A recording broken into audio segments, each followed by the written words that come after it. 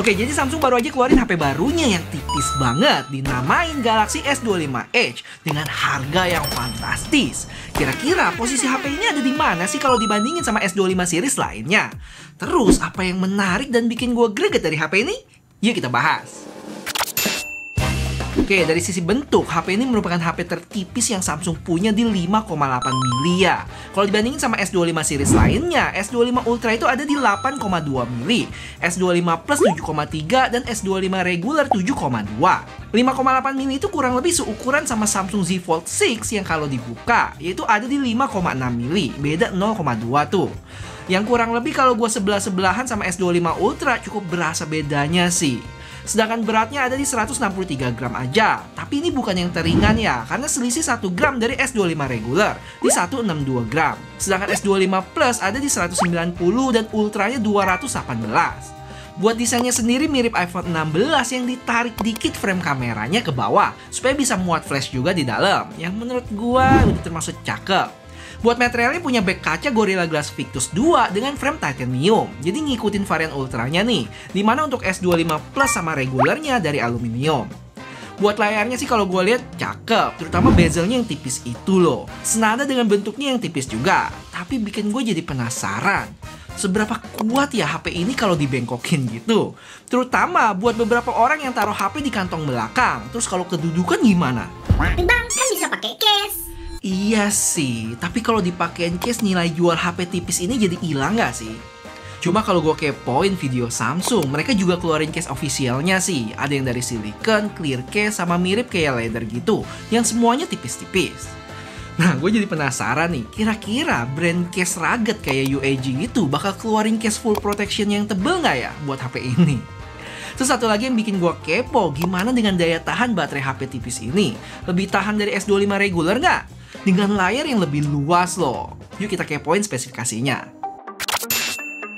Oke, buat spesifikasi dia punya layar 6,7 inch, udah LTPO 1-120Hz yang dinamis ya. Dengan perlindungan layar depannya itu pakai Gorilla Glass Ceramic 2. Gue kurang tahu sih seberapa kuat kalau misalnya dibandingin sama Victus 2. Tapi yang jelas S25 Edge ini HP pertama yang pakai. Terus buat performance pakai chipset Snapdragon terkuat saat ini, yaitu Snapdragon 8 Elite dengan baterai 3900 mAh. Yang sayangnya masih belum pakai teknologi silicon battery. Jadi buat yang nggak tahu, dengan teknologi ini memungkinkan kita bisa punya baterai dengan ukuran yang lebih kecil, tapi kapasitas mAh-nya yang gede. Salah satu contohnya ada di Tecno Spark Slim yang lebih tipis lagi di 5,75 mili, tapi punya kapasitas 5200 mAh. Sadis nggak tuh?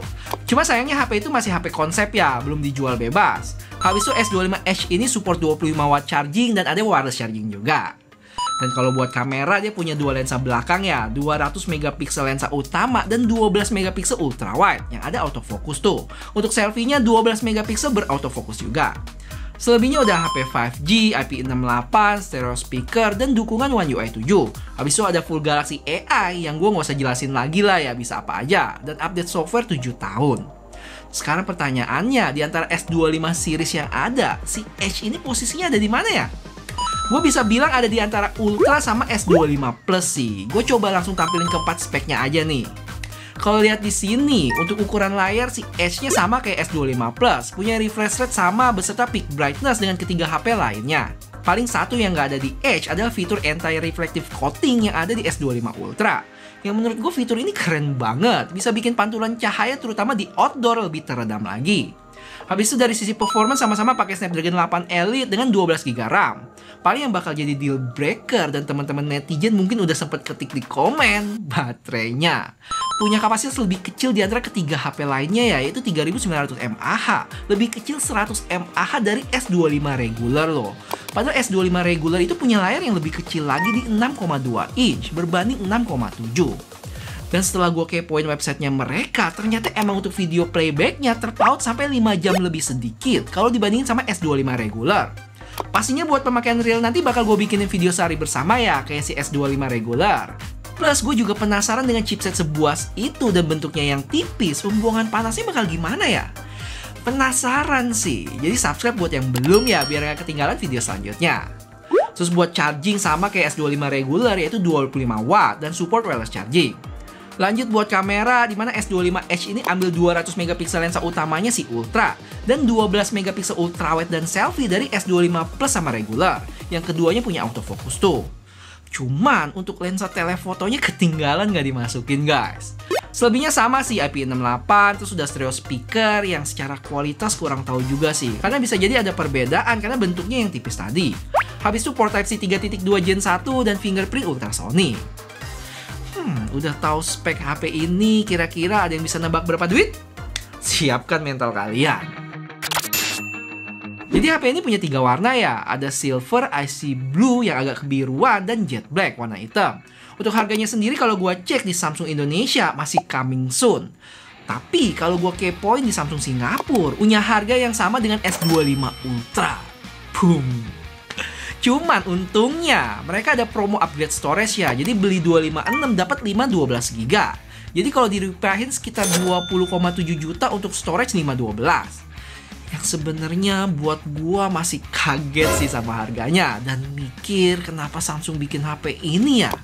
Karena harganya di tengah-tengah Ultra sama Plus. Nambah beberapa juta dapat S25 Ultra yang semua teknologi terbaik Samsung ada di sini. Dapat layar lebih gede, ultrawide lebih mantep, dapat telephoto sama periscope, S Pen support, dan baterainya yang jauh lebih gede.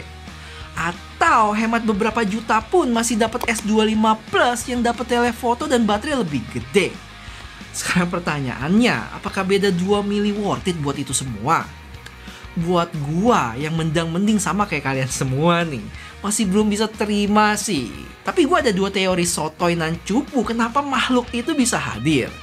Yang pertama, bisa jadi buat nyalip Apple yang katanya mau bikin iPhone 17R bulan September bareng iPhone 17 lainnya. Konsepnya sama ya, HP tipis yang jujur gue belum sempet cek sih detail rumornya kayak gimana. Atau kedua, karena HP ini emang punya harga yang nggak main-main dan di luar budget kebanyakan orang. Saat lihat orang yang pakai itu HP, bakal jadi kebanggaan sendiri nggak sih? Karena emang beda aja dari yang lain, apalagi dari sisi harga. Ya sama kayak Sosialita yang pakai barang-barang branded. Mungkin loh ya. Sama kayak waktu Samsung kenalin HP flipnya, kan ada pro kontra tuh. Cuman karena marketingnya yang mantep, kayak misalnya dipakai sama idol-idol Korea, sekarang HP flip udah bisa diterima sebagian orang. Jadi penasaran sih buat si Edge ini bakal kayak gimana ke depannya. Dan perlu diingat, ini bukan pengganti S25 FE ya. Seri FE itu biasanya ada di Oktober sih. Jadi tenang aja. Karena gue yakin kalau si Edge ini jadi pengganti FE series, para fansnya bakal kejang-kejang yang harusnya dapat flagship terjangkau jadi dikasih harga 20 jutaan. Kalau menurut kalian gimana guys teori cupu gue tadi? Atau ada alasan lain? Boleh share di komen ya.